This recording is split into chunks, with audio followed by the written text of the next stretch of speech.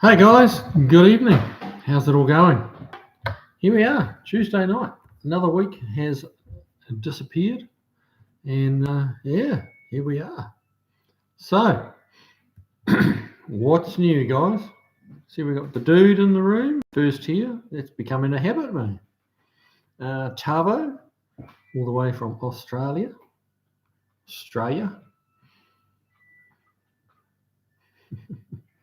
A light on the situation. Yeah. All right. So now, hopefully, you can hear me. Nobody's commenting.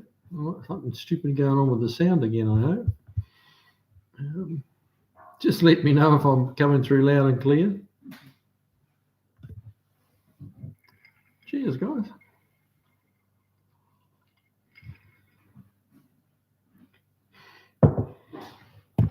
Jeff Hutchins. On time as always. Well, that's probably being a little bit generous, but hey, I try. Tavo, how did you do that? Greetings from down under. How did you write that upside down? That's clever.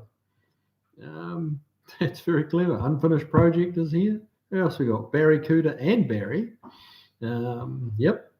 The dude, you can hear me. Well, that's good. That's cool. LVG. Woo. Here we go. LVG in the house. Sound is great. Cool. Awesome. Steve Sadusky. Welcome along. Beagle Bob. Cheers, mate. Guess what I'm drinking? It's nice. It's fairly strong, but it's good. So cheers for that, mate. Thank you.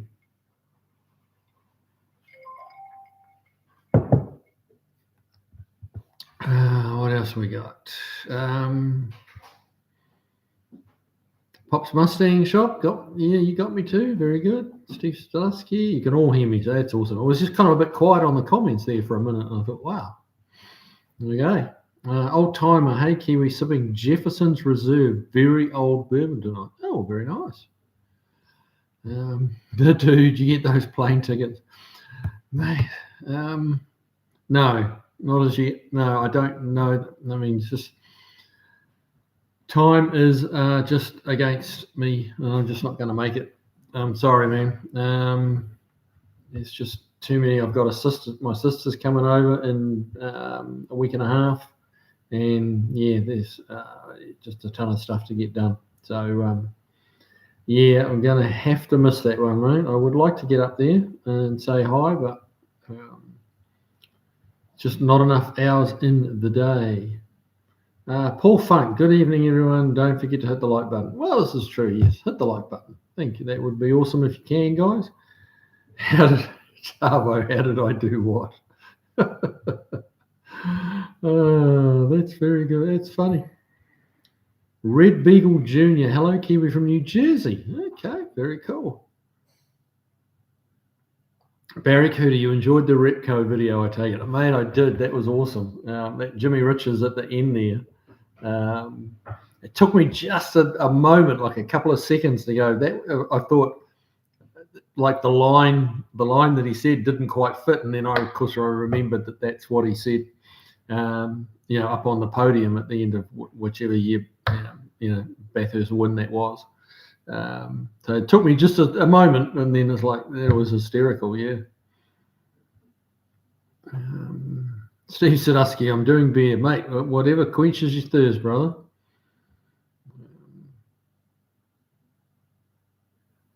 Steve Sadusky, hit the like button already. Yep. Well, we've got 12 likes already, so that's good.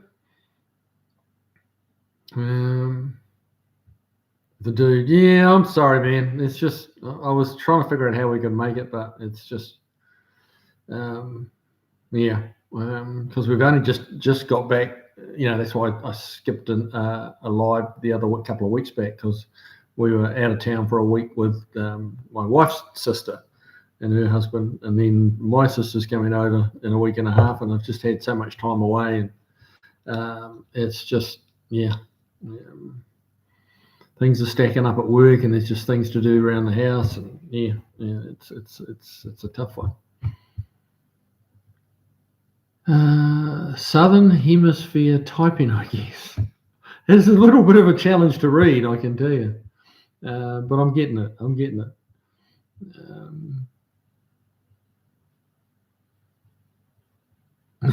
Chris Freeman used to stop speaking Australian.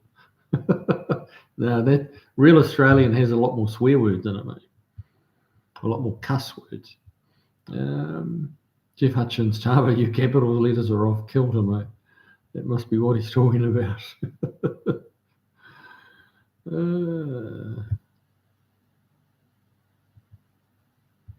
Stray Bullets here. Good to have you here, mate. The dude, just giving me a shout out for the merch and stuff.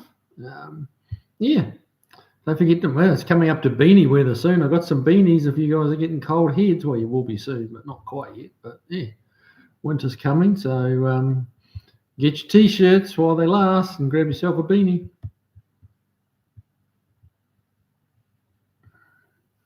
Tavo, okay, switch to Northern Hemisphere mode. Mate, I want to know how you did that. I can use that gag.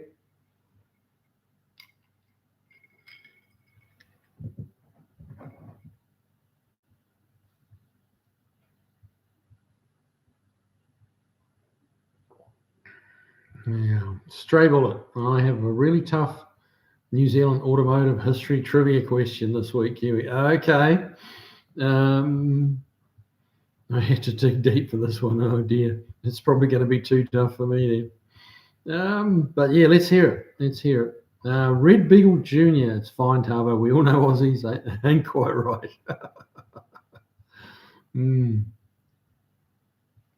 Steve Mill, AMD makes nice panels. Cars look new. Yeah. I was pleasantly surprised / impressed with AMD stuff. I really was. Jeff Hutchins, we dropped from the 80s down to 55 degrees today. Wow. And you didn't dress for it. No, a little chilly, were you? Yeah, 55 starting to get a little bit of a bite to it, isn't it? Now, Josh Homan, yes, their panels are good, no doubt. Yep, everyone's in agreement, so that's good.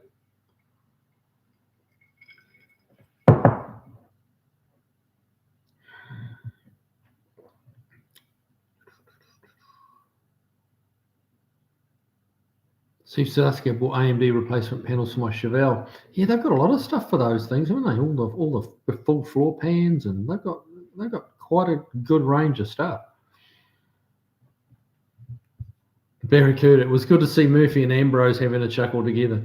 Yeah, well, they didn't like each other that much while they were racing, but I mean that's racing, isn't it? It's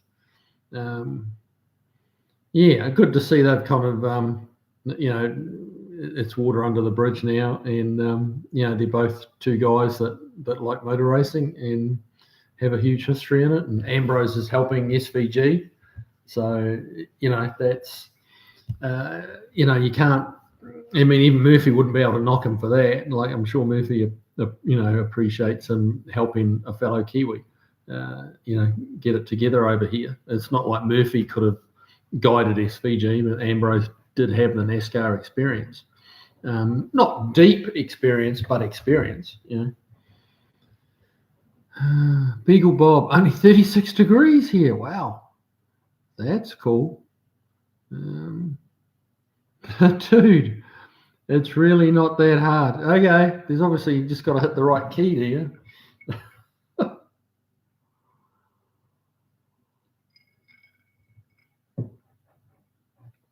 Beagle Bob Celsius. That doesn't count, mate.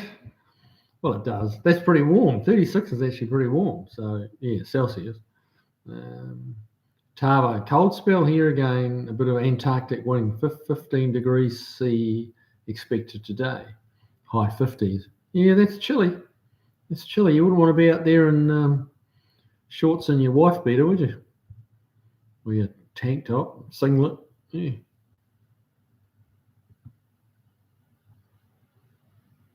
Steve Sadusky, they're all sitting in boxes in my living room still. Well, you got to keep them safe and warm and dry kind of thing, don't you? I mean, there's priorities. Who's putting them all on for you, mate? Are you doing all that yourself?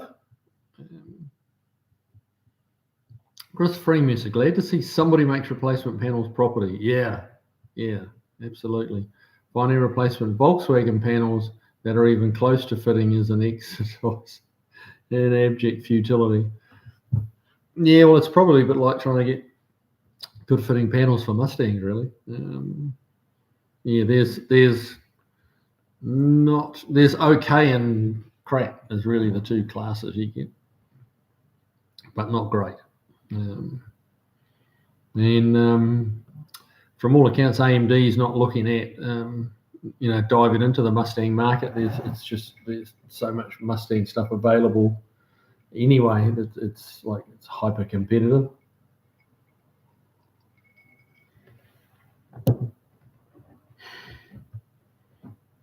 Jeff Hutchins, I'm waiting until I can build an entire 71 CUDA from AMD panels, then I'll be too old. That's the problem you face, isn't it, mate? Yeah. Steve Milne, they make a heap for Galaxies. Yes, they do too. Steve Sadusky, it's slow going. So you're doing quarters and floors and like big pieces, or what sort of stuff are you doing?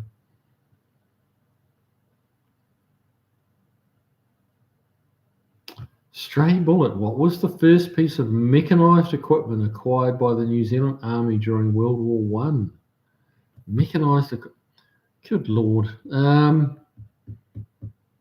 I have no. I'm trying to think of even a half decent guess. Mechanised equipment. It could have been a post hole borer.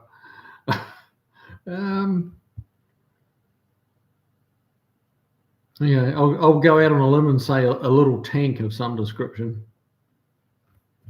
That's my guess.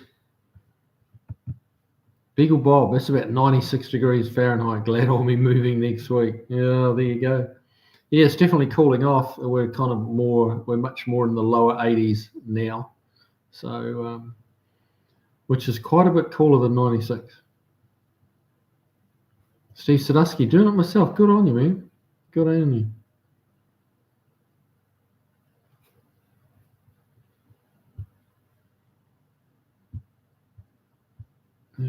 Where's it gone? Here we go. Hansabar, what welder should I get from Harbour Freight to get started with for bodywork?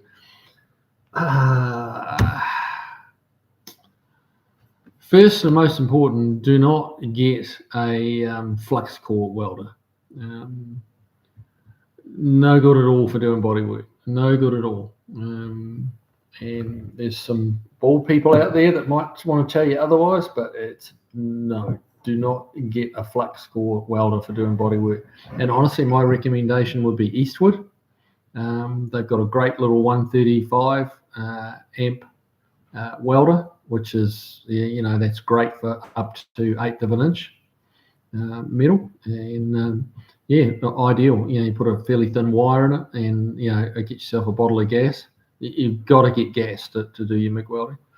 And they're very sensibly priced. I think they're around that $350 mark for the Eastwood welder. They've got a 3-year warranty. So I think that's the best bang for your buck. Now, to be fair, I don't know what Harbour Freight have got going on down there. So, but I do know they have those flux core ones, which, mate, I wouldn't. Someone gave me one, I wouldn't even open the box. I just put it on Facebook Marketplace and get rid of it.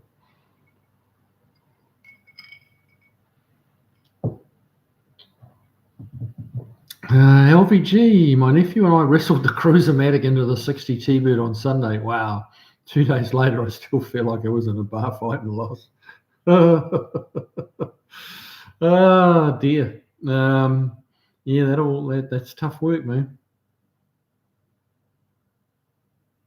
Jeff Hutchins, Barry CUDA, not for me, 71 CUDA with 4 headlights, all the fender gills all the way. Fair enough. Strange Customs, hey, welcome along, mate. Just a quick drop in to say yo from New Zealand and off again. Okay, man, well, glad you dropped by. Stray Bullet, the New Zealand Army captured a German A7V tank during World War One. As far as I can tell, that is the first vehicle ever owned by the Kiwis. Man, I guess right. How about that? That's awesome. But yeah, it was nothing better. I mean, it kind of doesn't surprise me that they captured and kept it and that became theirs. But yeah, that's the New Zealand Army's never been It's never been funded like the American Defence Forces. Let's just say that.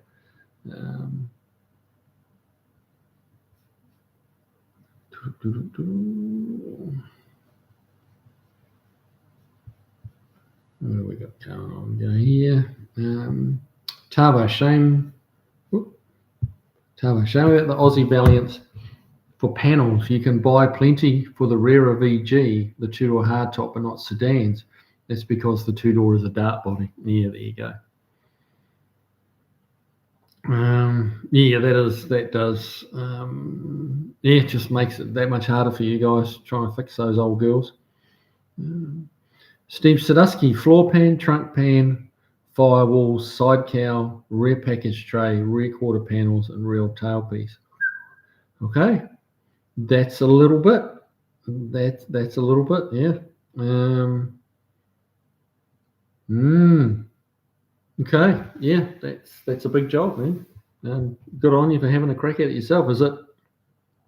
Do you have some background in sheet metal work, bodywork, or is this your like first venture? Josh Homan perhaps look for dart panels. Yeah, it's surprising how many little differences they made. Granddad's Junk, hey, welcome along, man. How you doing?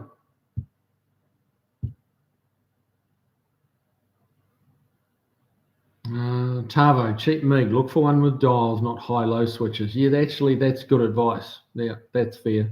The Eastwood ones have dials. So yeah, definitely not the high-low. There's not enough adjustment. So when you're working, especially with like 20 gauge, you need to kind of fine tune it. Hansabar, sweet thing. Oh, hey, you're most welcome, man. Glad that helped.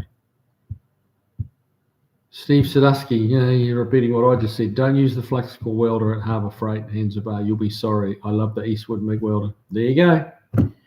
I'm spit it out. I must have sold quite a few Eastwood welders for Eastwood because I've recommended them a lot. And I'm on my third one, the 135, because I just use it all the time. And given that my shop's been open for, how long has it been open for now? About 14 years. So yeah, they're like I'm killing them in about 4 years. So and I mean, the last one I bought was $2.99. That's pretty cheap welding. So when they give up, it's like, okay, we'll just get another one. It's worthwhile.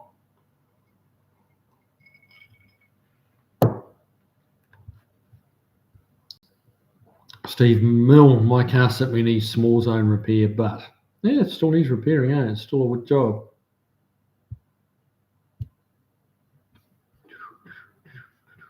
Okay, hang on, shot down the page again as I usually do. Jeff Hutchins, correct. Flux core welders are terrible for finish work. Yeah, they are. Not just pinholes, more like nail holes in the welds, and they require too much heat.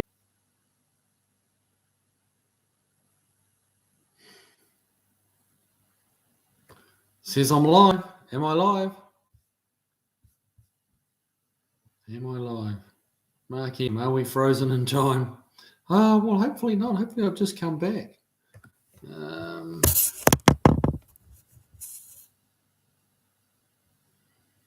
He's back. There we go. Awesome. Well, I'm back. I'm glad about that. Now I'm going to go back and try and catch up on all the messages that I'm talking away to myself.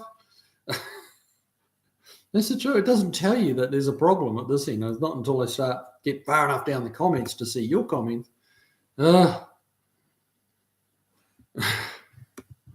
But hey, I'm back. So let's quickly go through and see if I missed anything awesome.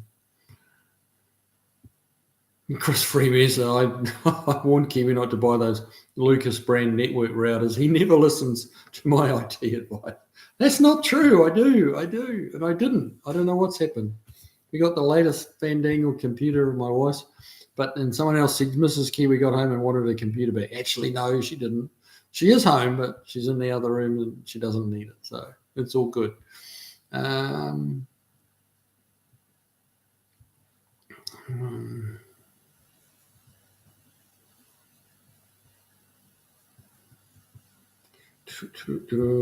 will check for a new stream if Kiwi doesn't come back. Yeah, well, I'm back, so that's good. No, I didn't run out of bourbon.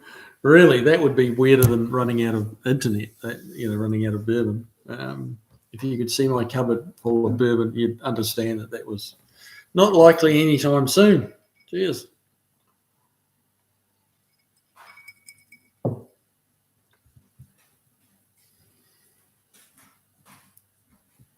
Beagle. Hello, Mrs. K. She's here, lurking in the background.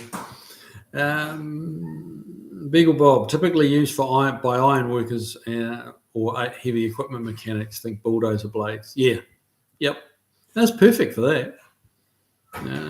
Dave, Kiwi never looked better. I don't know about that.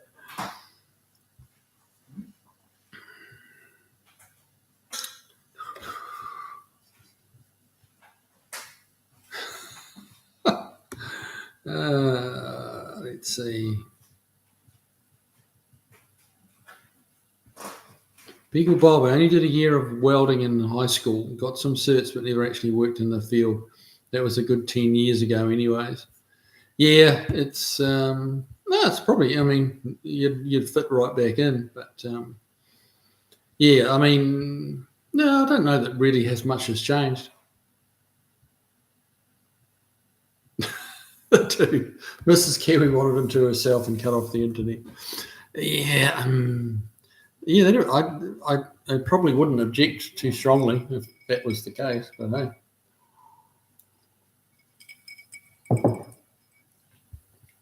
Dave, real iron workers use rivets, mate. That's old school, isn't it?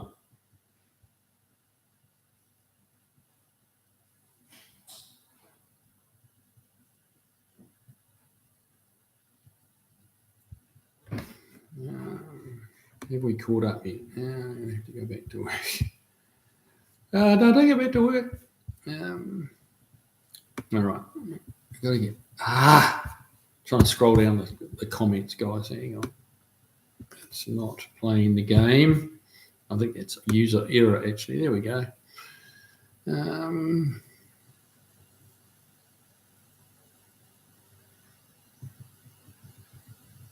Yeah, Tavo, what's your next video?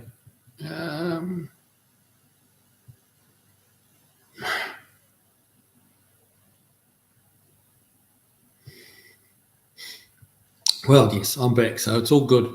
I think Kiwi is chasing Kev back to the garage for chewing on the wires again. Yeah, he's a little shit, there's no doubt.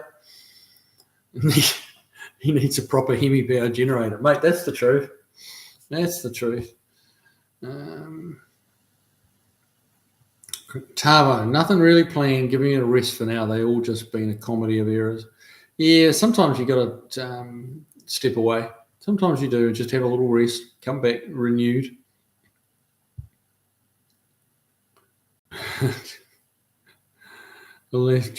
Jeff Hutchins, unless it's powered by a Ford straight six. Nothing wrong with a Ford straight six, mate. They're good engines.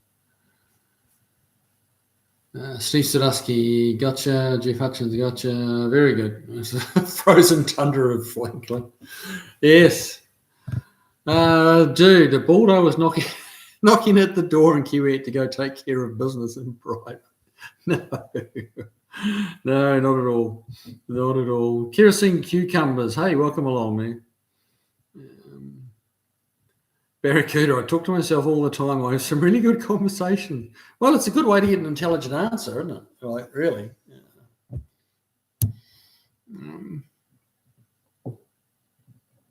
Jeff Hutchins, we need Mrs. Kiwi on a live to get the good stuff. Yeah. Don't hold your breath. Yeah, she might give too much stuff away. Now she wants a laptop back here. Tava, I'll switch to JB, Jim Beam Bourbon this week. Crass stuff when you're a Scotch drinker. Granddad's drunk. It's only when you use the argument do you have a problem. This is true. Kerosene cucumbers. Never been able to drink scotch. Nasty stuff. Yeah, you like it or you don't, you know. Barracuda, there's a few holes in the walls because of that. Granny's junk. I enjoyed some beautiful home-stalled rum last night. Much nicer than the commercial gut rot. Wow, that'd be nice. That'd be nice. So what was that made with? What was the base for that? Because sugar cane's normally what rum's made with, isn't it? But that'd be a little hard to get in South Island of New Zealand, I would have thought. Yeah. So what else is going on, guys? Let's see. What else we got going on at the shop? Got a quite cool old, it's not really patina, but it's just an old Survivor 64 F100 truck that came in, and it's got a 347 stroker motor in it and fuel injection, which I'm working through. Someone installed it and did it horribly. So we've been tidying up the wiring and getting stuff straightened out like that. And we're partway through the video as well, but I'll let you in on a little bit that kind of surprised me. When it would start up and it would run, not great, but it would run. And when you turned it off, it still ran for about 2.5 seconds. Would just keep running and then die. And I thought that's pretty weird for EFI. And anyway, turns out, and I've got to give credit where credit's due, I was chatting with Dr. Art about it, and I told him about how it wants to keep running. And he says, is the electric fan wired up full time? Like as soon as you turn the key on, does the fan go on? I'm like, yep. And sure enough, that was the problem. And what happens is when you turn the key off, it turns the power away from the fan, but the fan blades keep spinning like the wheel of death on the computer screen. They keep spinning, and the fan motor turns into a generator and runs power back up the line for a couple of seconds, and it's enough just to keep the computer live and keep it running. And just snip that wire so that it wasn't just to test it, snip the wire to see if that stopped it running on after you turn. And it's not running on like a few carbureted engines. Sometimes you'll turn them off and they'll run on, but they kind of chug and try to run backwards. And, if they've got some issues, it wasn't that. It was like you would turn the key off and it wasn't actually turning off. But yeah, the electric fan was acting as a generator and feeding power back up through the system and keeping the car running. So yeah, we cut the wire, cured it just like that. So I mean, that needed to be rectified anyway. You need to have a relay on them and have it switched by the computer. The EFI has the ability to turn your fan off and on at predetermined temperatures, whatever you select. And they just hadn't bothered to wire that up. They just hardwired the fan in. So that was one little problem crossed off the list, but I'd never struck that before. I don't know whether. I know I've had a lot of cars in the shop where the fans are, carbureted cars with normal ignitions that have the fans wired up full time, as soon as you turn the ignition on, and they don't run on like that or continue to run. So it must be something to do with the EFI. But when I get next time I'm actually face to face with Art, I'll quiz him on that one a bit more.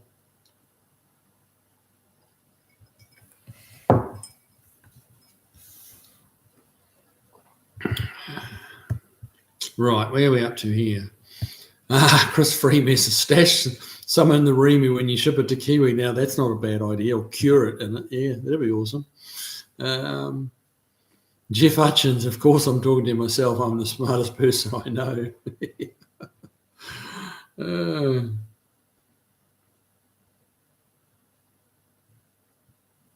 Josh Hageman, the shop that did the work must be some crooks. Yeah, they did a bunch of stuff that wasn't good on it.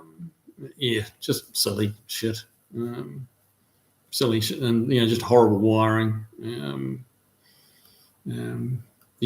grounds that were just, falling off, and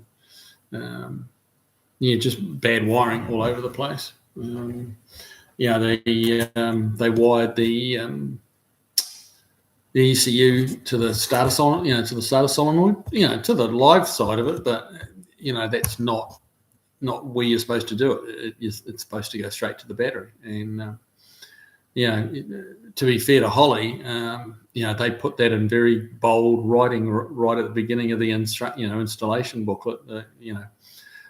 Power supply must come direct from the battery. Ground must run direct to the battery, and they repeat it, and it's like, and people just ignore it and think, oh, we don't need to do that, but yeah, you do.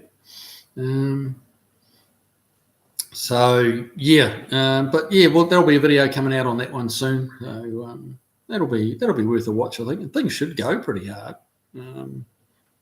Little short wheelbase 64 with 347 is probably 450 horse. So yeah, should go well. Steve Sadusky, getting back to answering your earlier question, Kiwi. I've welded many before, but this will be my first with the rear quarter panels. Anything I should know beforehand? Tips? Mate, just be patient. And when it, I know with the Mustangs, typically when you first hang them on there, they fit terribly. Now, this is going to be AMD panels, so it'll be a good test to see how it goes. You may not have as tough an experience as what you typically get with Mustang. But sometimes you think, this is so far out, how on earth can I ever make this fit? But you actually can.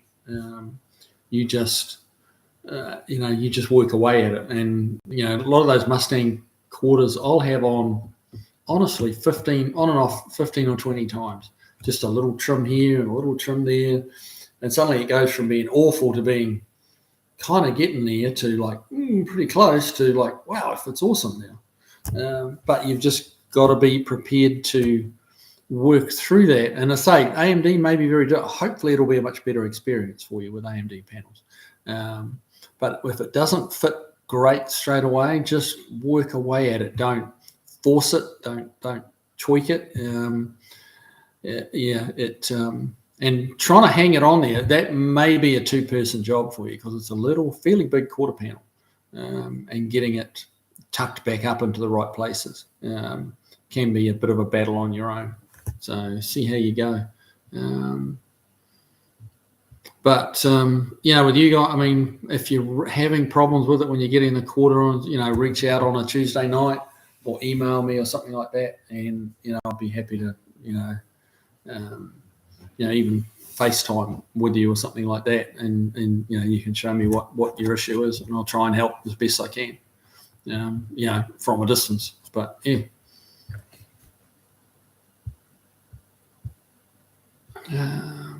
Chavo, I'll probably do my next video once I've got all the rust fixed and have it in primer. Might be a little more interesting then. Yeah, like I'm doing that Swiss cheese now, and it's just like I'm doing a video on that one at the moment, and it's just like more rust repair.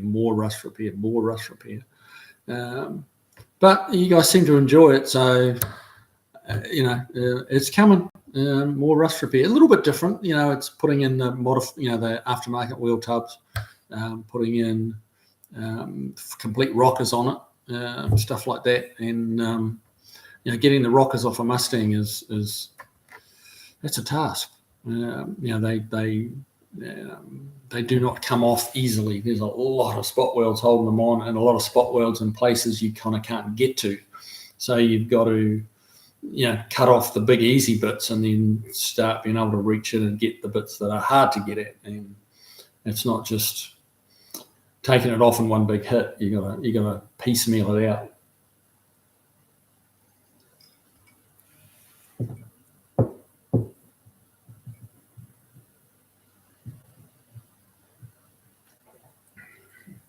Granddad's drunk. It's good to watch some of the struggles with while restoring a car, especially a real one. Yeah, this is it. I mean, it's not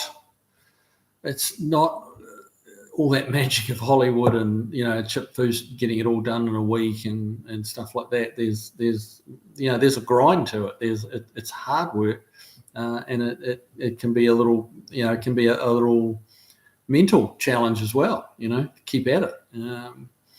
And yeah, so you guys do seem to appreciate the, you know, the more, it's what I've found, the more real I make the videos, the more detail you guys seem to like it more. So like, okay, I can do that. I can show you, you know, the not so glamorous bits, because they're there. You just got to turn the camera on.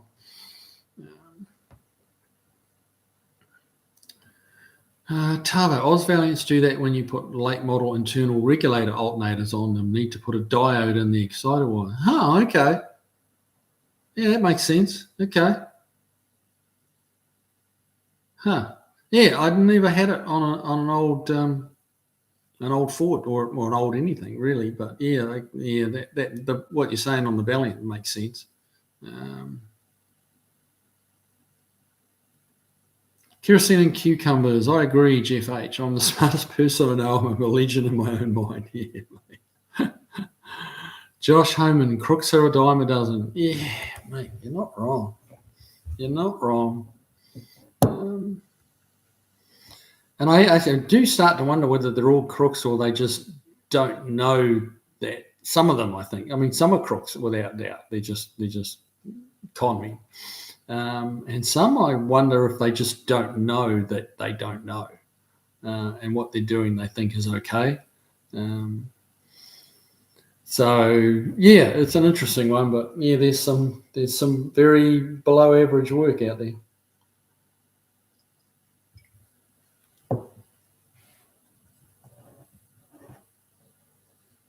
Barracuda, I've just found out that asbestos brake pads shoes have to be removed or replaced in cars being imported into New Zealand. Apparently, they're even fussy about asbestos clutches. Oh, wow. Okay. I did know about the brakes. Willwood make asbestos-free pads for the Australia Kiwi market. And they also make calipers with dust boots on them for the Australia New Zealand market.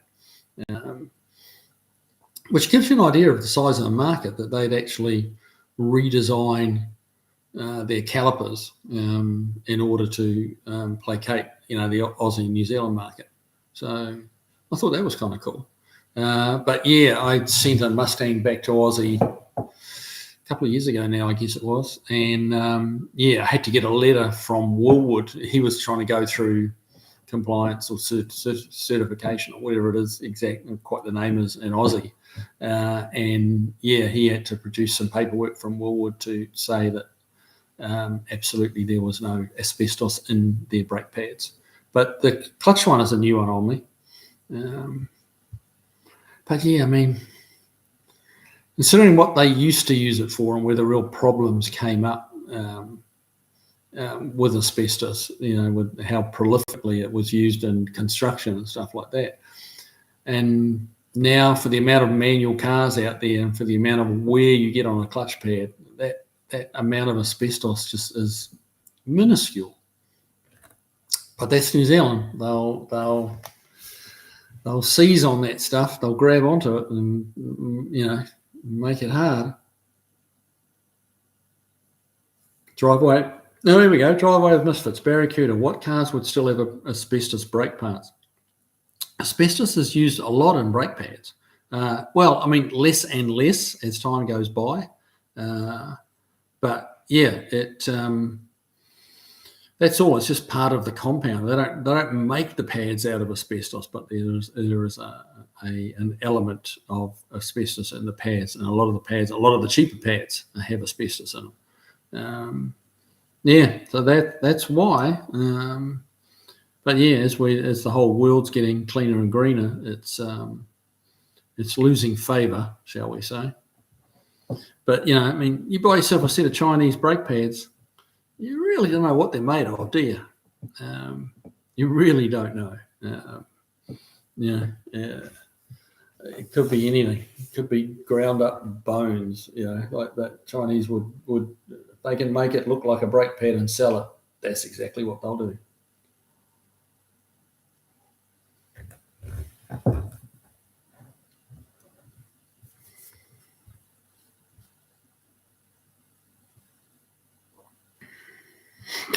Kerosene and cucumber.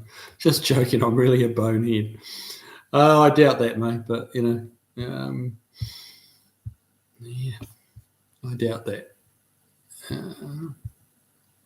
Barracuda full on with the asbestos thing in Oz. They even take a sample chunk out of headliners, etc., to test for this stuff. Really? Wow. Barracuda, you say mainly old classics. Okay. There you go. Beagle Bob. Even brakes sold as no asbestos have asbestos in them. It's just marked as having none because of the threshold set for what has to be reported. Yeah, and that's what Woolwood told me as well. But they've like none is a little bit of a misnomer, really. It's if it's below a certain threshold, then it's considered none. It's like you buy foods, it's fat free. Well, it's not fat free. It's just low enough to be able to be. You can call it fat free, even though might be 0.5% or something like that. There's different thresholds for what's considered zero. You'd think it would be zero, right? That zero of whatever it is, marshmallow, like whatever it is, zero would be zero, but actually it's not. It's just not very much. So yeah, Beagle, you're absolutely right there, bud. Mike the Slacker. Yeah, what is it? Mike the Slacker. That's a tough name, mate. Hi, people. Remember to give them a like. And hi, Kiwi. Well, hello, bud. Yeah, thanks for the reminder for the likes. Doing pretty good on the likes tonight, so that's good.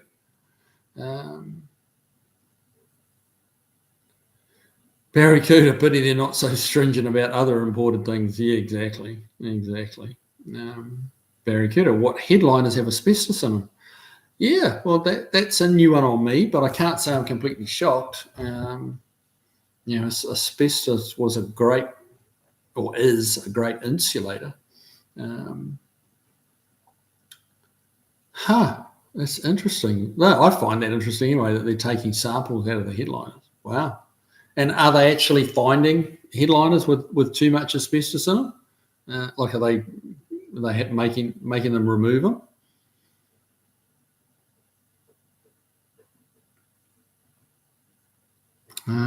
Jeff Hutchins, I see people build an engine with a new cam, then add increased ratio rocker arms.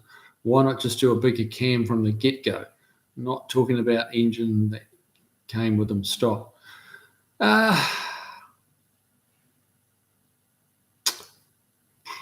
Well, sometimes it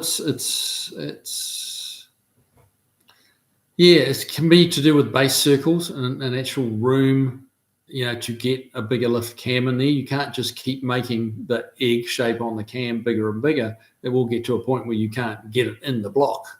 So the upping the ratio just enables you to have more lift without grinding a bigger cam for it, because there's not always physically room to actually fit that bigger cam in. Because you can imagine the egg, like you've got your round journal, and then you've got that egg shape, and if that egg shape's out beyond that round journal, then that's a problem. You can't do that. You won't be able to get it down all the holes, especially once it's 2 or 3 journals in. You won't be able to get it down the pipe, which is why if you look at some of the late model motors, they have the actual cam bearing journals are quite big. And that's why, because they have big lobes on them. Yeah.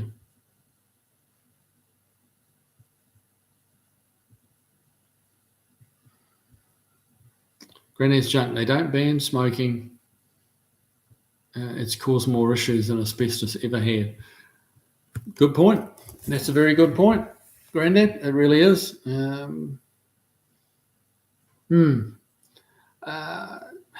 They don't collect the level of taxes off asbestos that they do off tobacco.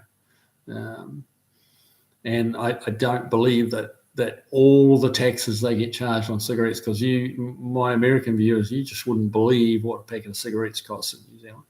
It's last I heard it was like $45 or $50 for a packet of 20 cigarettes.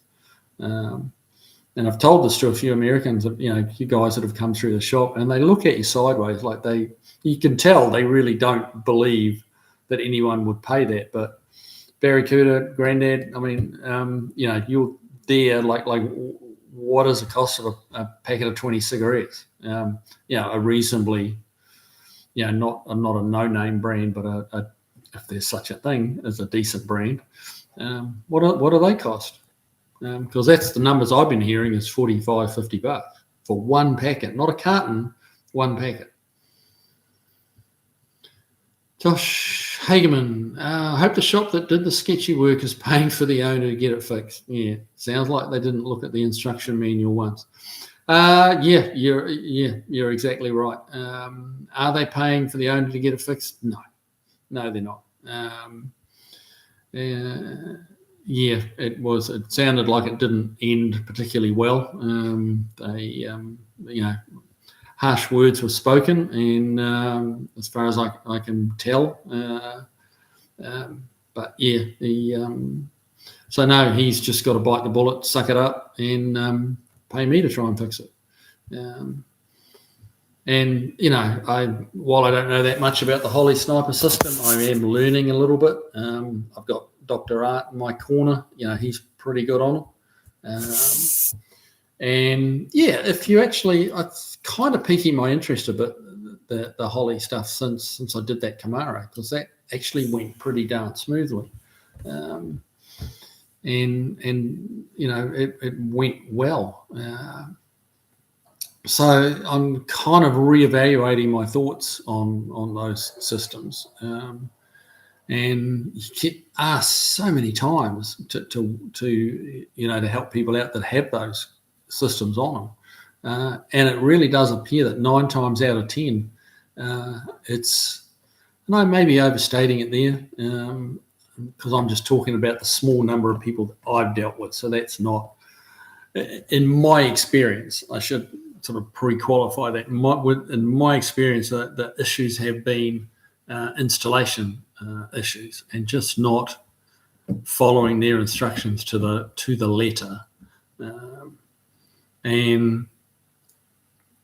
They don't typically try to make it harder for you than needs be, but like on this truck, they've put the O2 sensor in a nice, easy place to install it, but it's the wrong place, and it says very clearly in the instructions, where you need to put it, the angle you have to put it on, that sort of stuff. They draw you a very clear map of how you're supposed to do it, and people just do it differently. And I don't really know why. It's like do you really know? Like I don't claim to know better than Holly. If Holly say I've got to do it a certain way, then I'm going to do it because I don't know more than them. Why would you not do it the way they said? And okay, it may be a little bit harder because of your installation or your particular car, but that's your problem. You've got to deal with it. It is what it is, and you can't just go, "Oh, I'm going to do it this way. I don't care what they said," and then bitch and moan when it doesn't work right. But you shouldn't do that, but people do. The dude, asbestos is fat-free. And gluten-free. Yes, very true. I'm sure it is. Yes. Chavo, not sure if they ever found any asbestos in headliners, but there was a big stink about someone importing an old Mopar, and they basically ruined a good original headliner by not taking the sample. How did they ruin it by not taking the sample? Oh, did they tear the whole thing out just because they figured it was? Okay, finish this. I'll read the next line down, shall I? That'll help. From it, not taking the sample from a hidden spot. Okay. Yeah, that's a shame.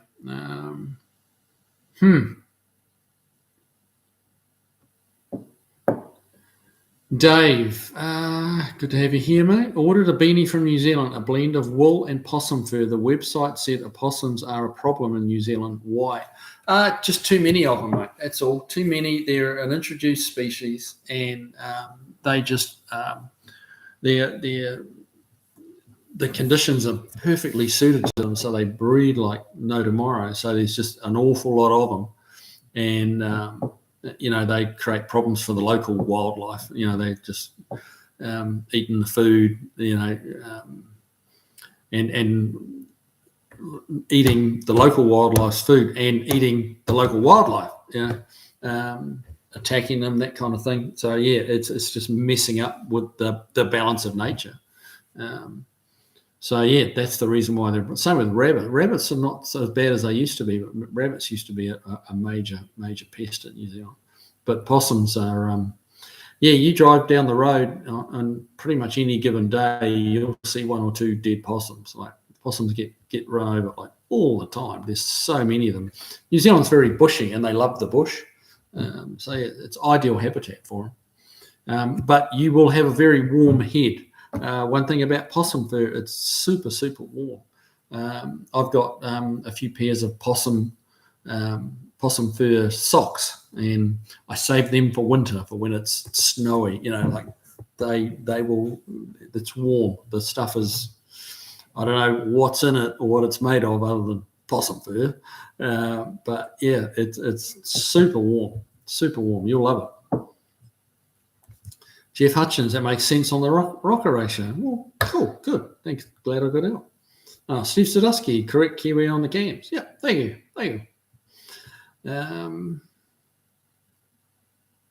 Josh Homan, still not good for you though. Well, no. Gluten-free and fat-free, also taste-free. Yeah, I'd have to take your word on that. I'm not going to try. Beagle Bob, the 4.6 and Coyotes don't have that problem with the cam bearings. Well, yeah, true. No, they don't. No. Overhead cam. Yeah.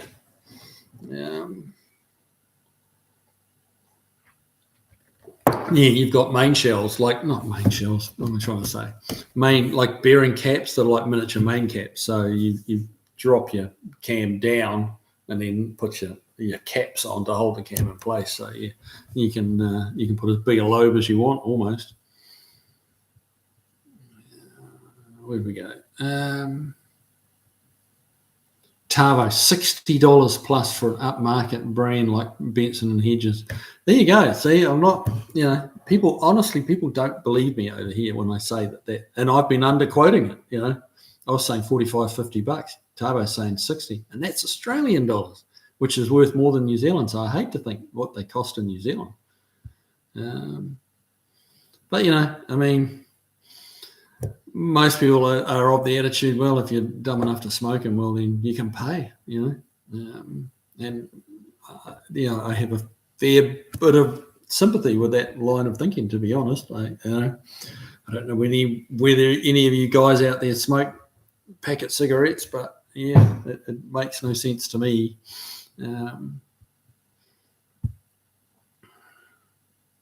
Barracuda, it would have to be an inconvenience to have to get someone to replace the brake shoes on a car you're buying overseas before it can be sent to you, and expensive. Yeah, exactly. It is. And yeah, there's no innocent till proven guilty. Your that sort of stuff is assumed to have, whatever it is they don't want, be it asbestos or whatever it is they're looking to stop. They assume you have it unless you can prove you don't, which is kind of sucky.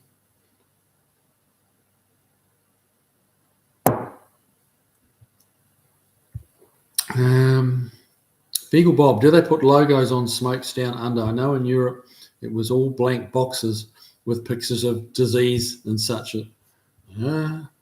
Shut up the page. Yeah.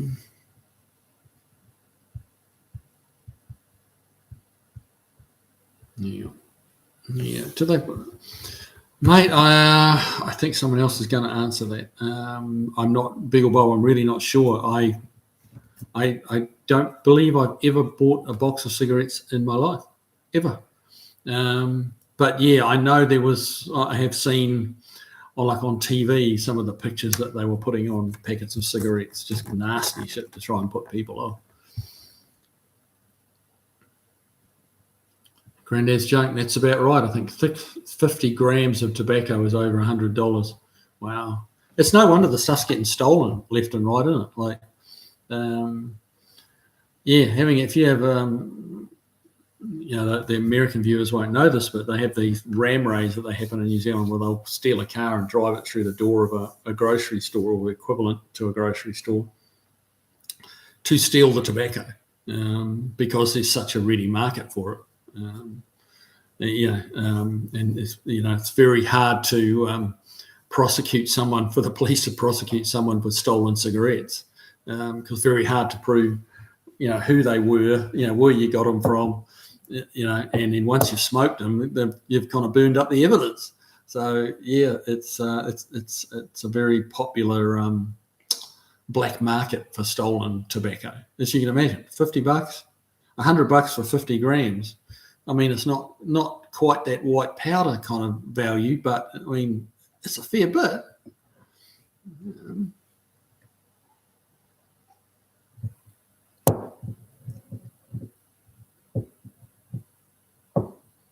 Dave, I wonder what the penalty for bootlegging smokes is. $45 a pack. It might be worth it. Yeah. There's certainly bootlegging. I don't know about bootlegging, but there's certainly a market that is seen to be well worthwhile in stolen cigarettes. Yeah, because say $50 a packet, it'd be pretty easy to sell them for $25 a packet if you can thieve them, wouldn't it? Like, there'd be plenty of people willing to, pay half price for them. Cross Freeman says, does tobacco grow in New Zealand or do you have to import it? I don't think it does grow in New Zealand. No, I don't ever remember. Lang Connolly, what's up with Large Marge? Waiting on engine build. You and me both, brother.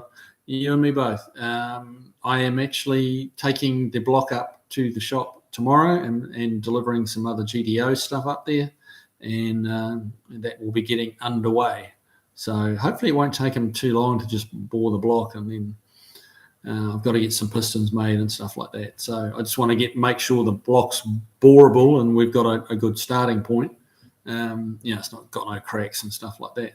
So hopefully I'll have an answer on the block that the block's usable and boreable and all that sort of stuff. Doesn't have thin spots and cracks, and hopefully we'll know that in the next couple of weeks, and we'll start powering forward with it, which will be cool.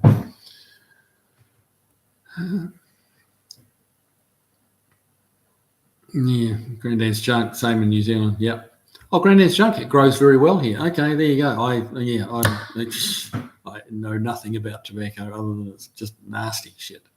It does grow well. Do they grow it? Is it a crop in New Zealand? Is it like a commercial venture?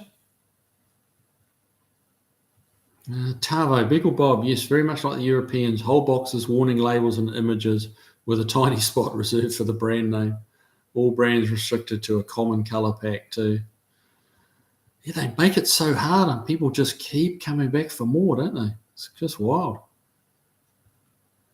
Mike the Slacker, here in Washington State, they go for $10 to $11 a pack from what I'm told. Yeah, that's the difference in price, isn't it? Like $50. And Tavo's saying 60 in Aussie. It's like, what's that? A packet of 20, that's $3 a cigarette. I don't know.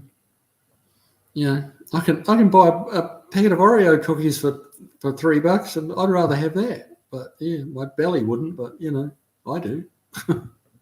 or $60, I can buy a nice bourbon. I'd rather have a bottle of bourbon than a box of cigarettes.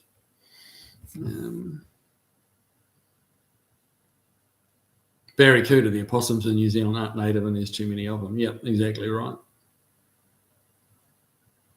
Josh Homan, they would have to import it. Tobacco grows in hot areas. There's certainly some hot areas in New Zealand. From what Granddad's Junk's saying, it grows really well. So there you go. So it looks like our off-topic subject tonight is tobacco growing down under.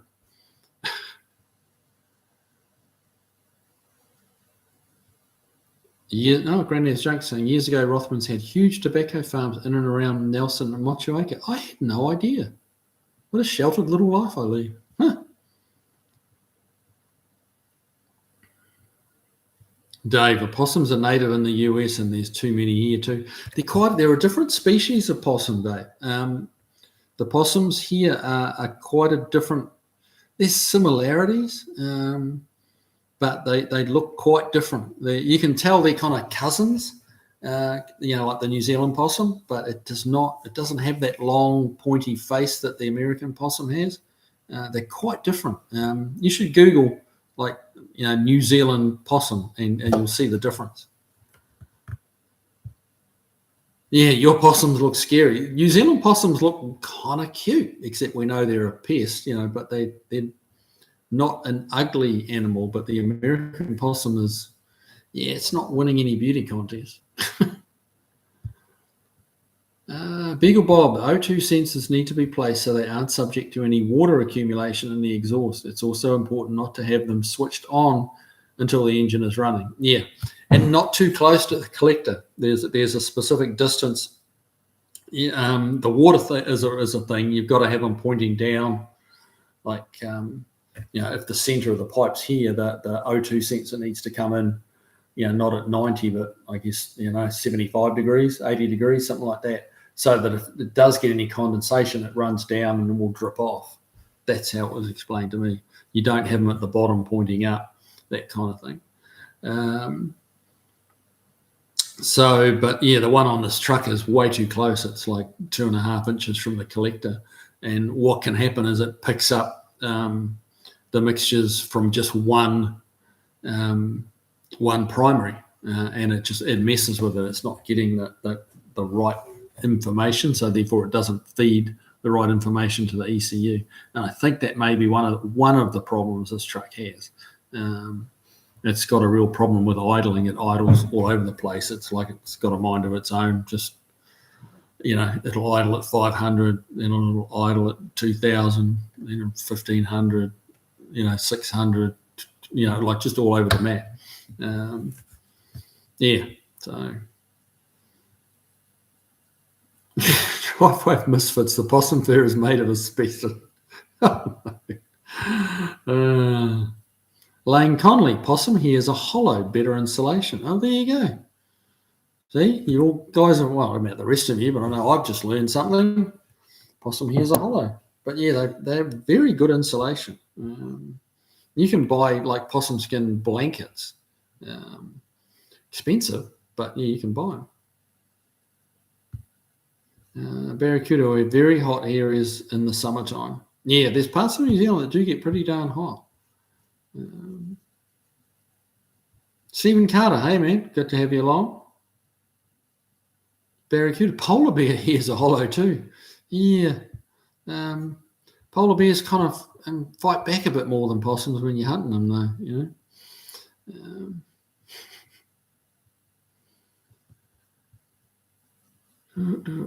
Okay, hang on. Shot down the page again. Driveway of Misfits, $60 Oz is $40 US. Yeah.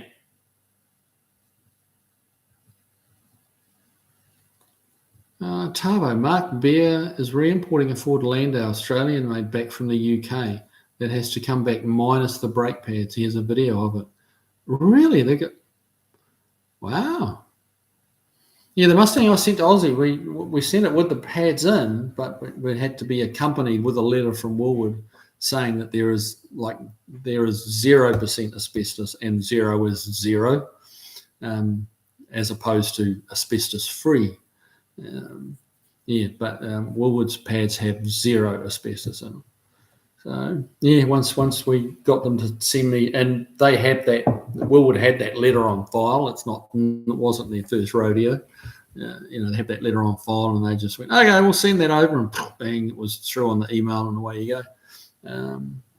So yeah, but they pinged them with all sorts of other stupid shit as well. But yeah, I think he eventually got it on the road.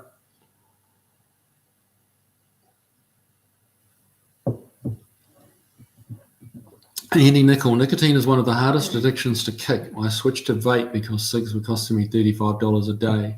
Vape is a lot cheaper, but I still can't kick the habit. Yeah, it gets hold of some people hard. And I'm lucky that I never started, so I never had to give up. Both my folks gave up. So it can be done, but yeah, it's a tough one.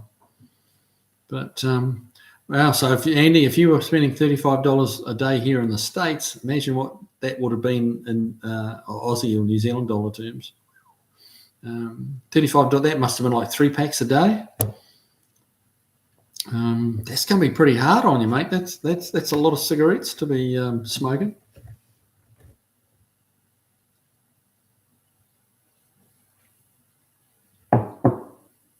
Granddad's joke, criminals walk past the till and go straight for the tobacco cabinet. There's more money in the tobacco in the cabinet that's in the till. I'll bet. It's because there's not, cash is not used that much anymore compared to the old days. Jeff Hutchins, I'm sick of the government saving me. Don't smoke. Wear your seatbelt. Wear a helmet. Wear orange when hunting. I'm an adult. Leave me alone. I think they just want my money. Yeah.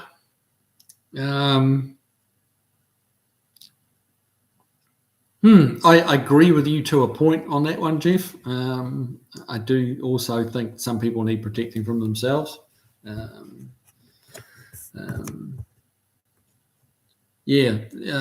Some adults, have the ability, and I'm sure you do, Jeff. Don't get me wrong. You make your own decisions and own choices, and they're good ones. Not all adults. You can't say that all adults make good decisions. They don't. But it is a fine line between the government running your life and helping to stop, some of these big, like the big tobacco companies, making a huge amount of money by making people sick. There's room in there somewhere for the government to help to protect us a little. And some of the people that get hooked on cigarettes and just want to keep smoking them and think it's cool and that kind of thing. And then, I mean, back in the day, especially, the tobacco companies used to heavily sponsor motorsport because it was the right kind of demographic. They were the people that they wanted, that the tobacco companies wanted to appeal to.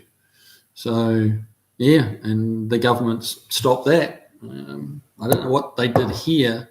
Well, it used to be the Winston Cup NASCAR, didn't it? And that I don't know whether that was a government intervention or not. But like the Rally of New Zealand, the International Rally of New Zealand used to be sponsored by Rothmans, and the government said no.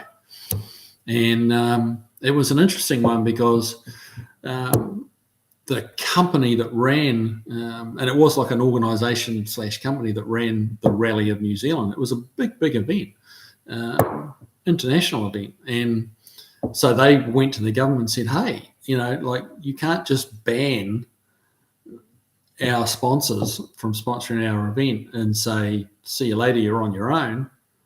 Sorry for your luck. Well, we've just pulled the plug on your major sponsor, which was millions of dollars. I think it was into the millions, not like hundreds or anything like that, but a few $1 million. So the government actually, to be fair to them, turned around and the government sponsored it for, I'm trying to remember, it might have been 2 or 3 years. The government stepped in and sponsored the event, and it was called just to stick it to the tobacco companies, it was called the Smoke-Free Rally of New Zealand. And the plug, the way the government kind of sold it was that they actually went from, the event sponsor was a smoking company, and the new sponsor was an anti-smoking company. There's politics, mate, politics. It's in every part of our daily lives, and that's it's something we've got to deal with. Granddad's junk. There is a bootlegging tobacco market. So, Granddad, is that like homegrown tobacco that's for sale, that's dodging the government taxes, or is that like stolen tobacco, or is it both? Kind of curious on that one. But if they're growing it, I mean, that would be bootlegging in the terms that, that term came to be with, bootlegging alcohol. And that was done to dodge the revenuers, the tax people charging all the tax on it. Steve Sadusky, I'm so glad I never picked up the habit of cigarette smoking. Yeah, you and me both, man. Tavo, black market smokes is a huge business down here at present. Government can't get on top of it, so losing those massive taxes shot themselves in the foot. Yeah, it's that's kind of a damned if you do, damned if you don't. Like if they don't come down hard enough on the taxes, then they're not going to, curb the problem. But when they do crack, stack it up with taxes, they make something that's not that expensive to grow, very valuable, very, very valuable.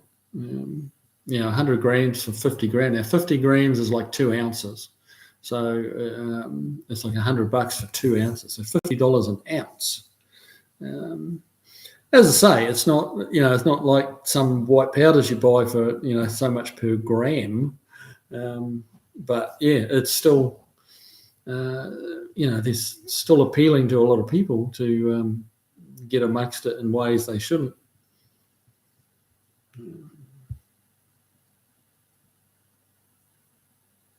Barracuda, that's what alerted me to it, Toho. Wouldn't it be a hassle for the port people, a car with no brakes?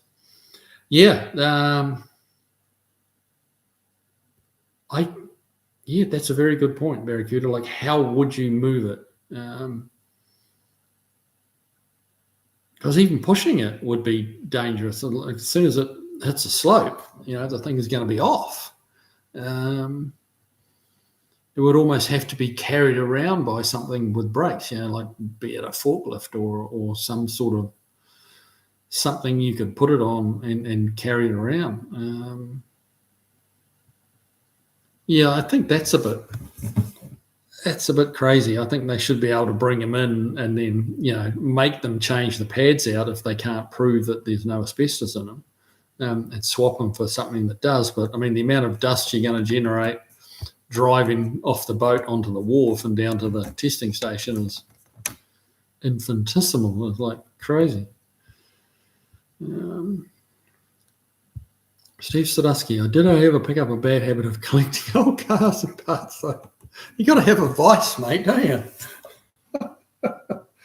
Old cars and parts. Yeah, well, I know someone like that too. He's a New Zealander, but he drinks bourbon. But what can I say?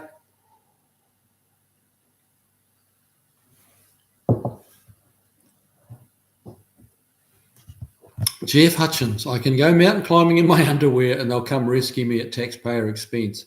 I can go free climbing with no safety equipment, no consistency. Got to have a boating license, ATV license. Yeah. I mean, you're right. No disputing that. But yeah, don't say it too loud because someone will hear you and go, we need to charge them for a permit to go rock climbing, or mountain climbing, or just tramping in the woods. So yeah, don't shout that one too loud, Jeff. Some peckerhead will hear it. Steve Sadusky, it doesn't matter to me if the brakes are asbestos or not. No, and I mean, the manufacturers have been onto it for a long time anyway, like cutting asbestos down, because it was, I think some of the people that fared the worst from brakes and asbestos is the mechanics, replacing brakes. You've got to. I remember the old days. You'd see the old mechanics, and they'd just get in there with the air gun and blow all the dust out, and the dust would be swirling around their head, and they'd be breathing it in, and and there was that old stuff. There was quite a bit of asbestos in it, and I think it it took a few of them out. So yeah, I get why they're doing it, but geez, to take them out of a car and then have to transport. I mean, it's not like you'd have an e-brake as a backup because that uses the same asbestos pads / shoes. That's insane. And the Landau they're talking about is a very valuable car. That's why it's been brought all the way back from England to Australia. Oh God, I'd be so nervous that like someone would push it over there, Bob, and then just it gets away on someone and just yeah. You're getting parts for a Landau. I mean, it's hard enough getting parts for Falcon coupes and stuff like that. But for a Landau, they had all different grills and tail lights and lots of different little dress-up bits on them, and they must be staggeringly hard to get.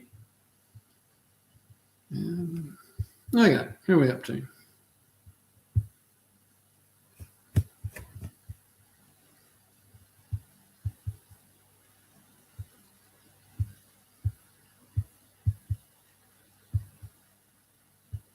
Yeah. Oh, I got a bit behind here. Look at that. Fireflies in the house. Welcome along, bud. Barracuda Jaffa. Mate, I'm a Jaffa. Paul Funk, I had possum for dinner. Did you really? Wow. Okay. Rather you than me. I never really thought about eating one of those things.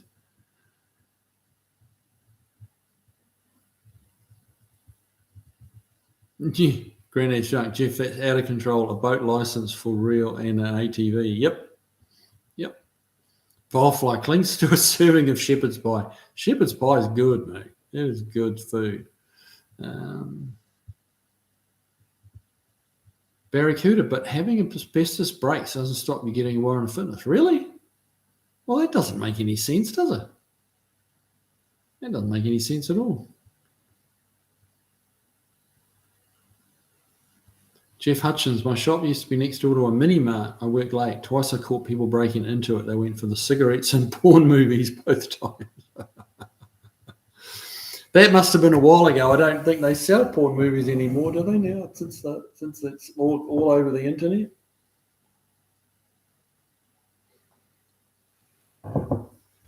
You might be showing your age a bit there, Jeff. Andy Nickel, 2 packs of 25 cigarettes per pack, so 2 packs a day. Oh, okay, fair enough. That's a lot of cigarettes, man.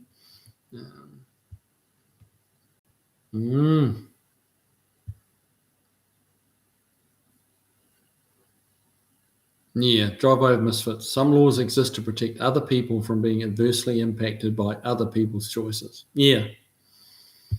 Yep, that's absolutely right. But it's a fine line. It's a tightrope to walk. When you start impinging on people's freedoms as opposed to protecting them, like what that line, it's a grey line that moves. It's a tough one.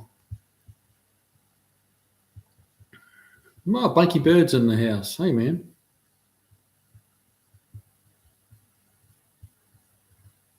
Firefly, I have to say, if you are homeless, you shouldn't smoke. If you want to eat, that is.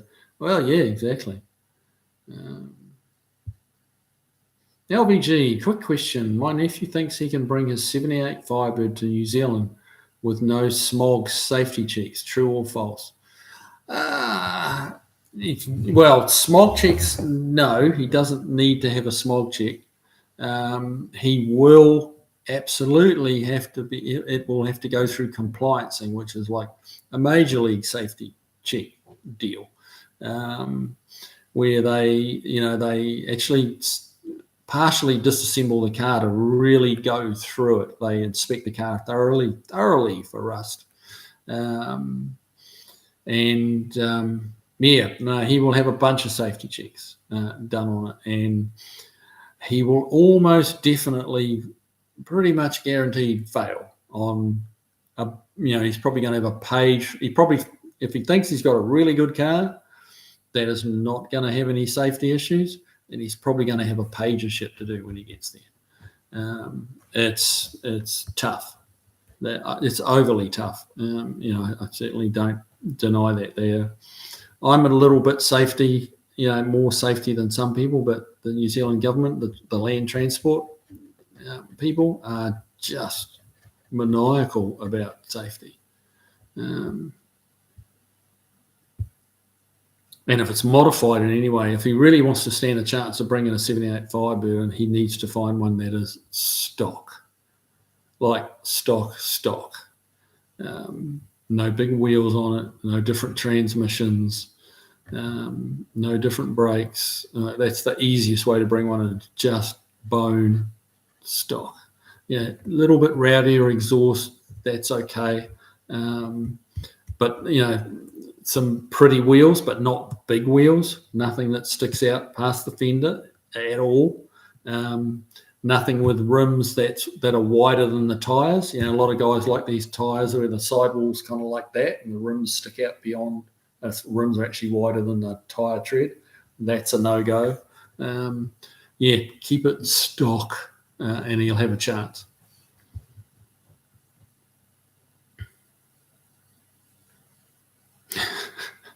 Tarbo, I seriously think all warning labels should be removed for a year. That'll sort the world's problem out. Natural selection, mate, it's a real thing.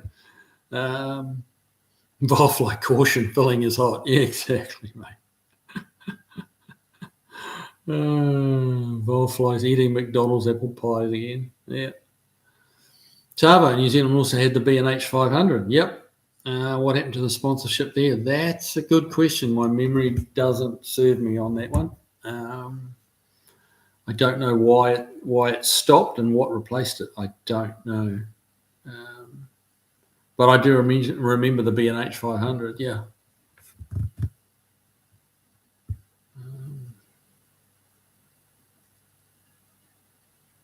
Granddad's junk. I know a guy who smokes 3 days work per week. Wow, think about that, guys. That's a sentence. 3 days of his presumably 5-day work week are spent on cigarettes. So the rest of his life is spent, the rest of his 2 days is what funds the rest of his living. 3/5 of his paycheck goes towards cigarettes. Wow. That guy probably needs protecting from himself. Someone needs to, like an intervention. And I guess it's the government doing an intervention. The thing in New Zealand, and it's why the government is so involved in taxing the shit out of it, is the government pays for all the hospital bills. So when that guy gets sick and he's got lung cancer or emphysema or all the other fun stuff you get with cigarettes, the government's going to pick up the tab. And the government is saying, effectively saying, they don't say it out loud, but they're effectively saying, if you're going to smoke that shit and you're going to do that self for years, we're not going to pay for it. You're going to have to pay for it. And that's how they make you pay for it, by putting huge taxes on that shit. Wildfly, perhaps someday, but not today. Hey, those McDonald's hot apple pies are pretty darn good. Granddad's junk. Yes, it's home growing. Okay, cool. Wildfly tobacco plants are just nasty. I imagine they would be. I've never actually seen one. Never seen one. CC, additional taxes go into effect tomorrow in the state of Washington, where I have a business. Okay. Now, CC, are you talking about just in general terms, additional taxes, or, for stuff like cigarettes, like we've been talking about?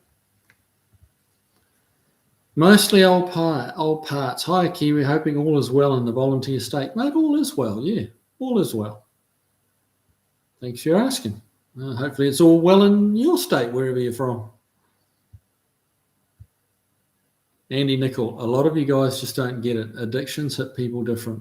For me, after a day without nicotine, I'm going crazy and would rather have a smoke than eat.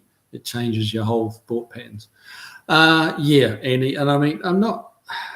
Yeah, I hope you don't feel like you're being picked on here, and that's certainly not my intent. I know a couple of people, even a family member that's more than one family member that's been hit with addictions, and they take many different forms. And some people. People are just, the human being is just wired differently. Some people it attacks very aggressively and really takes hold, and some not quite so much. And yeah, people say, why don't you just stop? Why don't you just give up? But it's just not that easy, is it?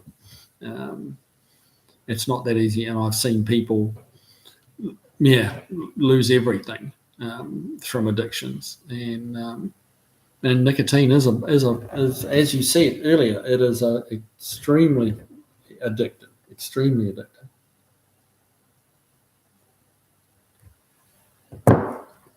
So wish I had a good idea to help you give it up, mate. It sounds like you'd like to, but yeah, I'm guessing you've tried all the nicotine patches and stuff. That's not working, but they do seem to help some people. But amazing how many go back to it as well. Tavo, the black market here is packed cigs imported from Asia, under $20 a pack if you know who to ask. Ah, okay. A black market importation. Huh. Well, just goes to show if it's valuable, people are willing to pay a lot of money for it, then people will be prepared to break the law to bring it in to take a slice of the profits.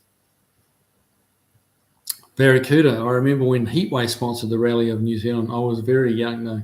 Yeah, you and me both, brother. Yeah, I remember I don't think I knew what rallying was when Heatwave was its sponsor, in all honesty. Sit back a bit, guys. Yeah, I don't think, I knew what rallying was, but I certainly remember it. I remember it from being the Sanyo Rally of New Zealand. They were a sponsor for a while, and Rothmans were a big sponsor. They brought some fairly serious money in. Tavo, that Lando is being delivered in the container. Owner's problem getting it out. Okay. Yeah, so it'll be taken to his home or workshop or wherever he wants it, and then unloaded. Okay, I get it. That makes sense. CC, my daughter's husband in Hastings grows his own tobacco. There you go. For his own use? Okay, so two questions. Is it for his own use? And does he have to go through any hoops? Are you just allowed to grow it?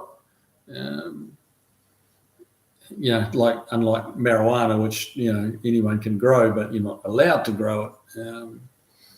Unless it's all that whole medicinal thing, because it's not legalised in New Zealand as yet.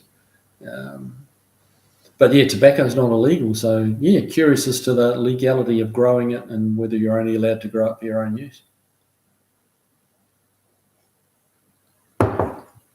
Andy Nickel, if you've never gone through a serious withdrawal, you don't know. Yeah, and I haven't. I've been lucky enough not to have to do that. But I've watched it. I've seen it. So I do get what you're saying. And it's tough. I've seen people do stuff that they would never do. It wasn't them. So it can change people, absolutely. So, maybe the devil, is better than the devil, if you try and give up.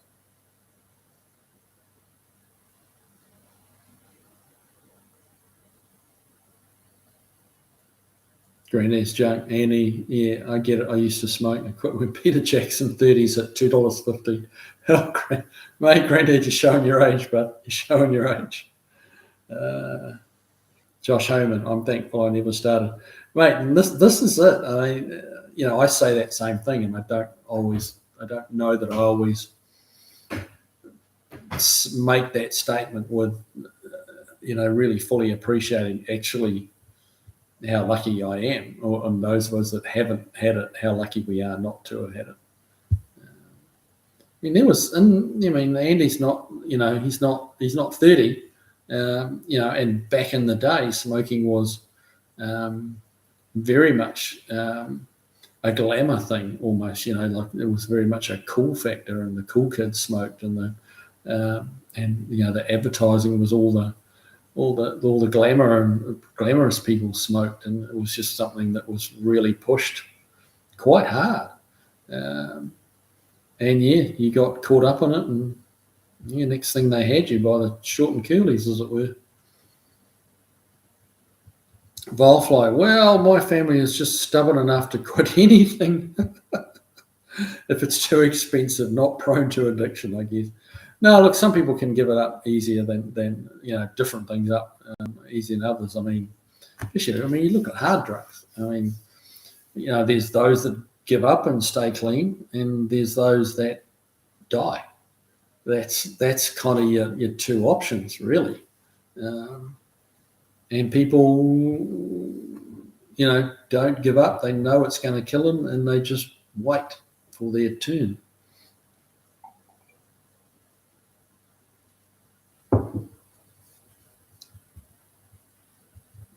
Beagle Bob, I made it 6 months without. Used to do about 3 cans of Stokers per day. Okay, you got me there, Beagle. What's 3 cans of Stokers? Is that like chewing tobacco? That's some pretty nasty shit too, if that's what you're talking about. Being cans, I'm guessing that is what you're talking about.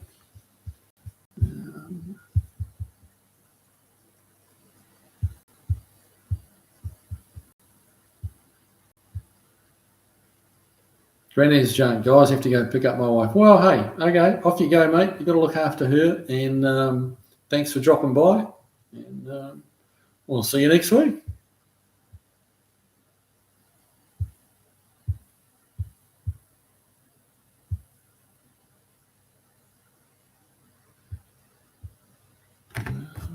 Beagle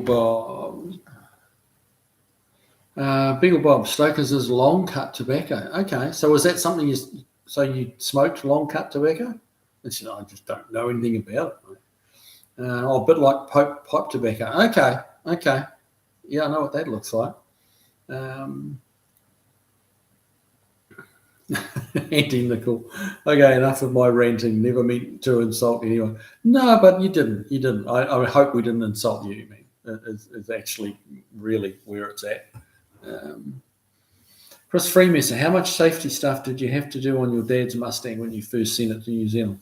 Okay, well, to make a long story as short as I can, I knew I was going to be up against it, taking it in, because I did have some modifications to it and stuff like that. And I thought I'd researched enough and had done the right thing, and I really didn't think it was going to be a big problem. As it turned out, I spent 2 weeks working on it, 5 days a week. And I was fortunate enough to be, have the use of a friend of mine's restoration shop. So, and some of his guys helped me a little as well. We spent 2 solid weeks on it, and that's like 8 till 6, going for it, because I was trying to get it done, and I couldn't get it done. I had to get a plane back here. And I had to leave it for them to finish off. We got 90% of it done, but 2 weeks solid, hard work. The list was just huge of shit they want to change, and stupid, just pedantic, petty stuff. Like I used factory fuel lines mounted in the factory locations. With the right clips that Mustang have, that you can buy all that shit. So I put it, okay, I'm not going to do some funky fuel line that they don't like. I'll do a steel hard line as per the factory. It's big enough for what I need. Did that. They failed me on that. It wasn't mounted in enough places. There's literally millions of other Mustangs in the world that say otherwise, and they all seem to be doing quite well. But in New Zealand, you had to have them.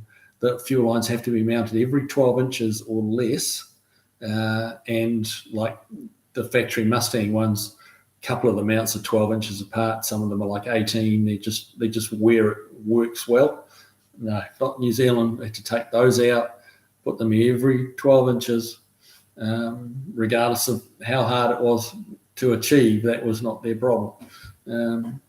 If you couldn't get to it on that 12-inch mark, that wasn't their problem. So much stuff we had to change. I had to take out all the stainless steel brake lines. I wasn't aware that that change of going from copper or that copper blend or steel lines. I thought I was doing a nice upgrade to stainless steel brake lines. Nope, can't have stainless steel brake lines. They have, and if you don't have a good flaring tool, stainless steel brake lines can be quite hard to flare, and they can split and they can leak. I'll give you that, they can. But if you're like me, I do a lot of stainless steel brake lines. I've got a very good, like $500 brake flaring tool that does stainless steel flares like they're nothing. And none of my fittings were leaking, but they weren't having it. I had to take them all out. I had to put more mounts on it and replace it with that copper nickel blend stuff that they use. Yeah, which was very frustrating because when I built the car, we put all the stainless steel brake lines and hid them in places where it wasn't like across the firewall like the Mustang usually is. So it was all nicely done, and it was like super pretty and tucked away, and we just had to cut it out because we didn't want it. The only way to get them out like without destroying them was taking the running gear out. It wasn't going to do that, and then we just had to run brake lines as best we could, around the engines and stuff like that. And it's nowhere near as pretty as it once was, but they were happy, so they passed it, and the list just goes on. It was literally realistically, it was probably, for one guy, it would have been a solid 3 weeks' work. Of safety stuff. And I thought, and there was no rust in that car, not when I finished with it. None of that safety work was rust work or body work or anything like that in any way. It was all technical, mechanical stuff. Think in your mind of a really good car that you've got that's like spot on, and then try and find 3 weeks of work to do on it. That's what they were able to find.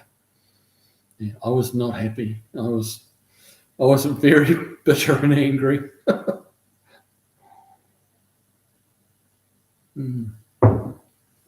Right. So that's the answer to that one, Mr. Freemesser. It was a bitch. Volfly, we're all here to rant. Beagle Bob, like snuff or chew. Okay. Yep. I gotcha. Jeff Hutchins, Andy Nicol didn't insult me. It's legal and your choice. You're not hurting anyone else. Wish you could kick it since you want to.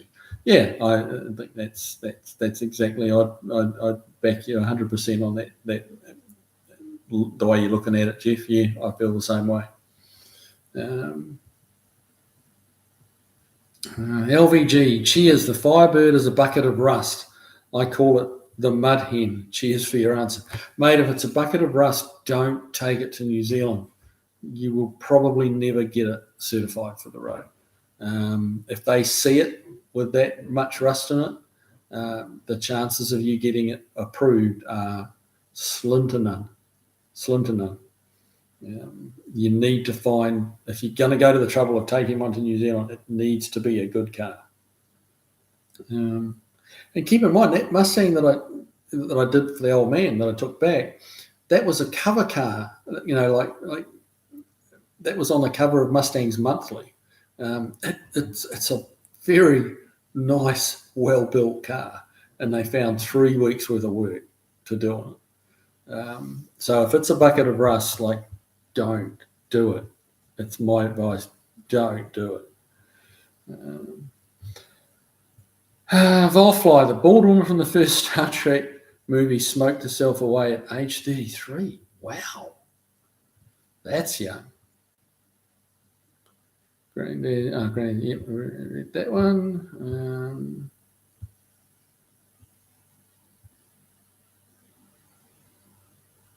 Kerosene and cucumbers. I bet it's very hard to bum a cigarette in New Zealand. I never thought of that. I'll bet you it is. Yeah. Yeah. Imagine somebody you didn't know. Can I bum a cigarette off? You'd be like, nah. Got $5? I'll sell you one. Yeah.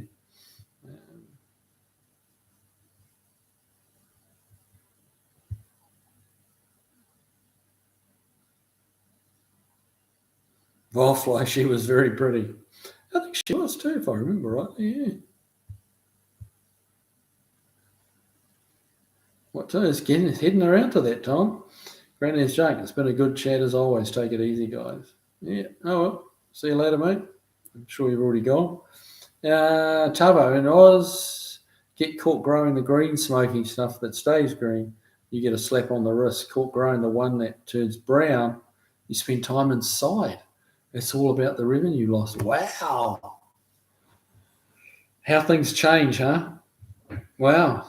So you can grow marijuana and you get a slap on the wrist, you go to jail for growing cigarettes. Well, tobacco, you know what I mean?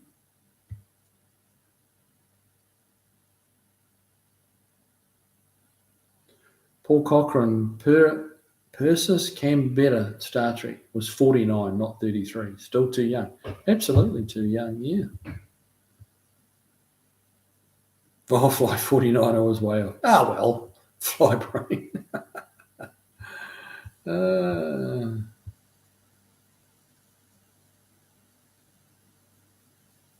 Andy Nicol, the vape is not as bad as tobacco, but still not good. Right now, alternate between the vape and nicotine gum. Okay. Vilefly, what would happen if a non-smoker took some nicotine gum? I don't know. I'm wondering if it would beat caffeine pills.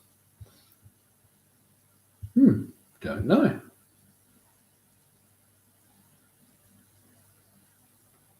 Andy Nicol, in Canada, you can grow 3 plants and smoking pot is legal. Well, there you go. Across Freemasons, pot is legal in some states in the US as well. Yeah, some. Vileflight would probably kill me these days. Yeah.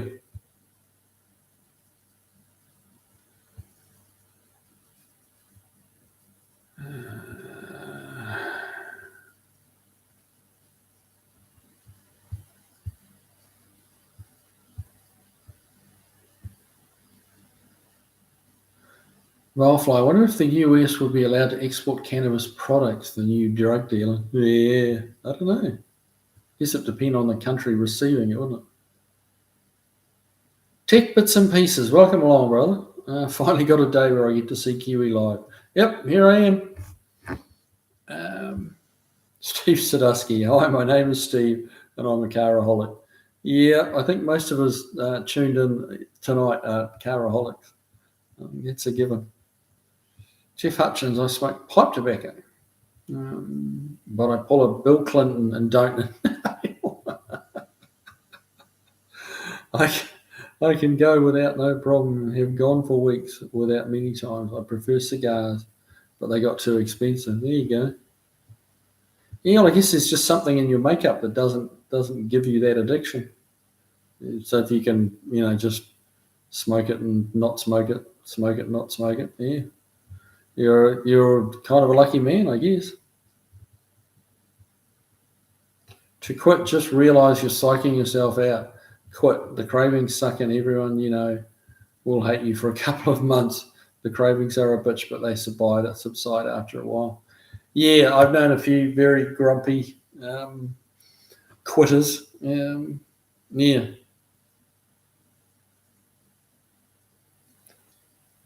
Vilefly, I still wonder what is so special about Cuban cigars. Are they cannabis cigars? No, I don't think they're cannabis. I think half of the allure was that they were banned. Honestly, not that I'd never smoked a cigar in my life.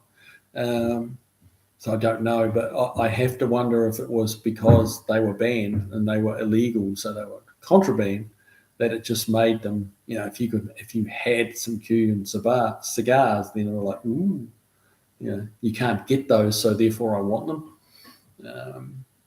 That's what I think Cuban cigars were about. But how would I know? I never smoked them.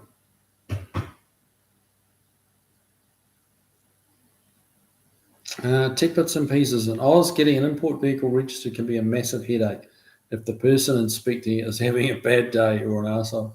Most of those inspectors are arseholes automatically, and then it's just whether or not they're having a bad day. That's been my experience.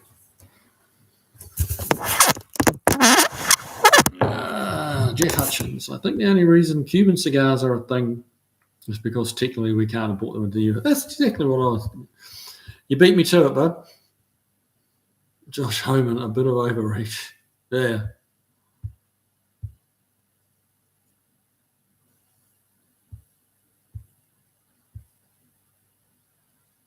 Volfly, the rich persons, I've got something you don't, product. Yeah, well, I mean, that's a thing. That is a thing. That's why people pay $3 million for a car that is not worth $3 million.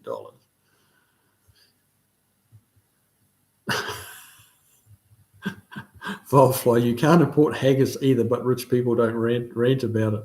Huh. Well, yes, you make a valid point, sir. You do. Barry Cooter, keep the packers and herd. No, exactly. What time is it? Oh, we've got 3 minutes to go. Let's whiz through this stuff. LVG, he's out of here. Good to have you along, man. Beagle Bob is rather have a box of small diesel engines for passenger cars than a box of Cuban cigars. Unfortunately, the USA doesn't get either. There you go. Oh, kerosene and cucumbers. I heard John Wayne smoke 6 packs a day. How would you have time? I don't know where I'd find the time to do that. That's wild. Max Level, good evening, Kiwi. It's easy to procure cannabis. You simply adopt a work-obsessed drug dog that takes their work home with them. Josh Homan, haggis sounds revolting. I have to disagree with you there, bud. It doesn't sound revolting. It is revolting. Dave, Kiwi, you look tired. Go to bed. Yeah, that's probably fair. I am a little bit. Yep. I'm about 2 minutes, and I'm going to be heading that direction. Back in the 70s, my brother smoked a little cigarette-sized cigars called San Remo. They smelled nice. Ugh. Something I hate is the smell of cigarettes. Ugh. Yeah, you're right. I am tired. Steve Sadusky, looking forward to your next video. Yeah. I think the next one's going to be on, I'm not sure which will come first. It'll be the F100 or Swiss cheese, one of the two. Jeff Hutchins, there's the old, I don't know what to do with my hands after quitting smoking. They go to eating instead and gain weight. Yes. A lot of women smoked to help lose weight. A lot of women did that because it literally gave them something to do with their hands and they didn't eat. And they say the extra weight is as bad as smoking. I don't know. Yeah. Well, yeah. I mean, I guess it depends how much extra weight we're talking about. Volfly clings to a pack of candy cigarettes. Mate, do you remember those? I'd forgotten all about those. Yeah, I remember chewing on those and, thinking I looked cool and looking like an adult with my pretend cigarette. Little did I know the absolute opposite was the truth, but hey. Yeah. They'd be a collector's item now, wouldn't they? The candy cigarettes. Good grief. All right, here we are. I think we're caught up. Chris Freeman, it's been a good chat. Yes, it has, as always. Have a good rest of your week. Very good. I could give them something to do with their hands. Absolutely. Well, that's, very good. No, don't be sorry, mate. That was funny. Oh, look at that. Last sip of bourbon.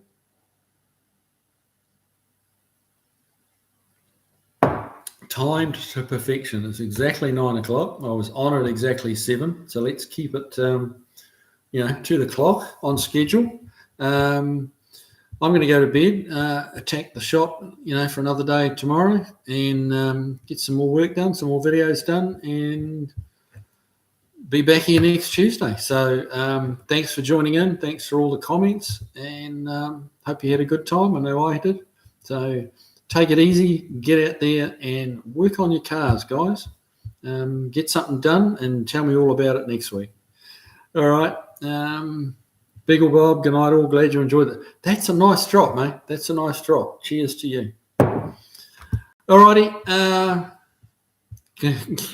Jeff Hutchins, candy cigarettes are a collector's item. Yeah, I bet they are if they haven't just been evaporated into the cosmos by now. All right, guys. I will see you next week. Take it easy, eh? Have a good one.